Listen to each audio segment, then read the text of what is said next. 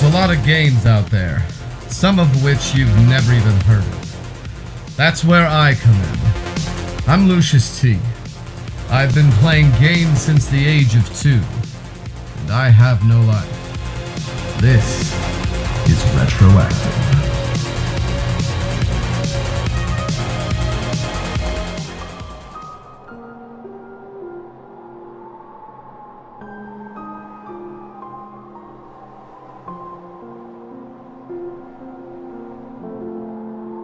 So we're talking about Hollow Knight on the PC. Now, I usually wouldn't talk about this type of game. My buddy Sean highly recommended it. You Reddit recommended this game. And then, lo and behold, it was the June Indie Box.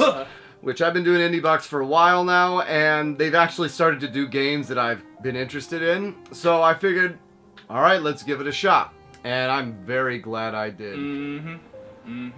This is a classic Metroidvania game in just the best ways. Yeah. They even have their own twists on some of the things too, because you don't have any items you collect such as bombs or ammo or stuff like that. Instead, you have soul meter.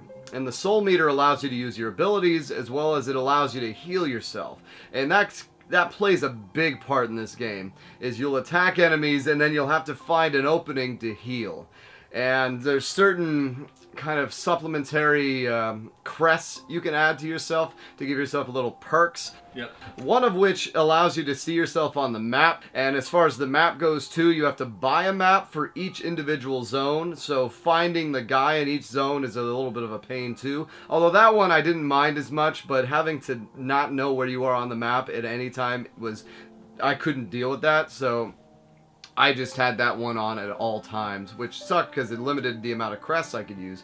Although if you were going into a battle, you could sit at one of the benches where your save spots and they replenish your health, and you can switch out what crest you wanted to use. You must not fight the fire! You had very simple power-ups, you had very simple abilities that once you learned, you could then use anywhere. There's a wall jump that worked well. There's a rocket thing that shoots you off infinitely and then you hit a wall and you can wall jump up the wall jump. You have a dash that eventually you can get a black version of that dash that allows you to go through walls, kind of like Axiom Verge. And the whole game unfolds at a very, very nice pace. I think I only found 1 or 2 instances where I got legitimately lost for 30-40 minutes while I was trying to find, okay, what opening, where am I going, how do I find the next place. And the other one of that was when I got the King's Crest.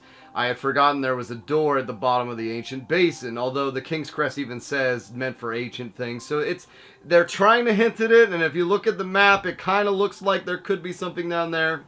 There's so much secrets and hidden things in this game that I put 30 hours into it. I did not expect a 30-hour game at all. Not at all. Love it.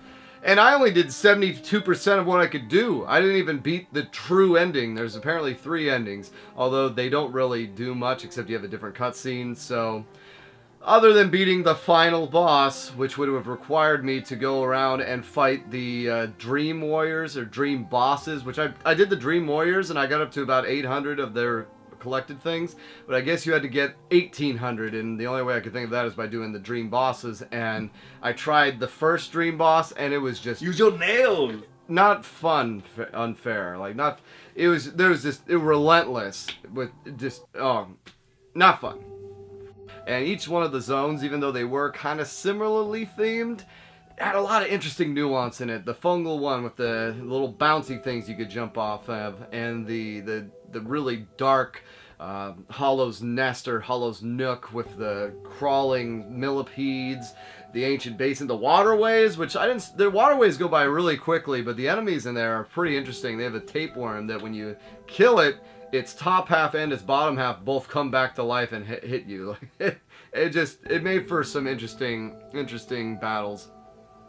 The battle system, solid. Very solid. You can get these 3 upgrades that allow you to charge your weapon, and one of them is like a big hard slash, another one is like a link roundabout, and then another one it's a dash slash, so it's just like your normal one but a dash put onto it.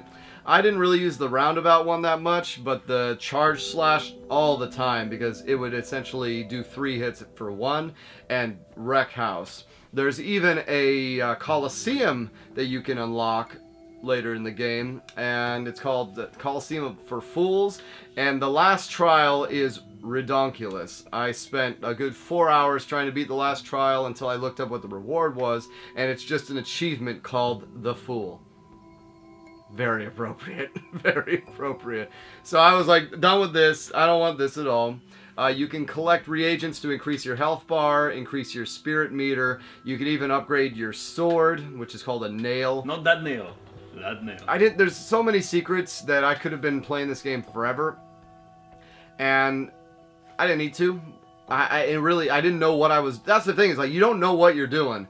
You kind of figure once you unlock the part where it shows the 3 big boss kind of things on the map that, oh, I need to go after that, but it doesn't tell you explicitly, and you kind of just run into them. And then once you kill them, I just happen to think, well, I wonder if that dragon egg's doing anything, and then it finally opens, and I'm like, oh, okay. And then inside there is where you fight the Hollow Knight, and it's nice. It's nice. A big shout out to Metroid boss too. They have this the boss right before you unlock the teacher guy is a giant Metroid. So I like that. That was a nice little not so subtle call out. But all in all, solid game. Highly recommended. If you like this style of game, it's very good. I mean, it's very Dark Souls-like in ways too, because when you die, your spirit separates from your body, and then you have to go and retrace your steps and get to your place of death, and then kill your old spirit, and then that will then allow you to have a full spirit meter again. As well as that replaces all the geo you lost, because if you die, you lose all your geo. So if you have geo's the money. And the money you can use to buy crests, like the augmented abilities. You can use it to buy stuff that adds slots for the crest. You can use it to buy other various things. Some stuff that allows you to progress further in the world, like a lantern or a key that unlocks. It's very well handled the way it is. So I liked it. Solid game. Definitely check it out if you want to. That's your homework.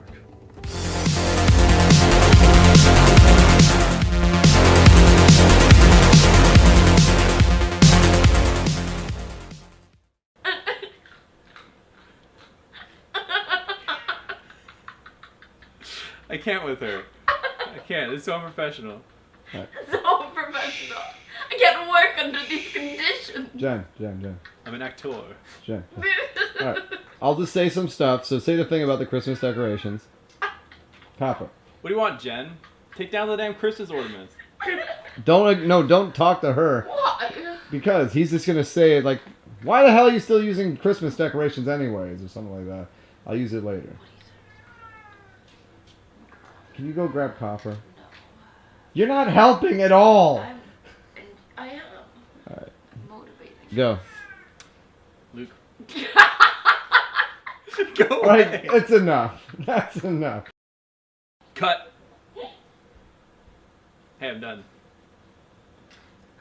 Non-consensual.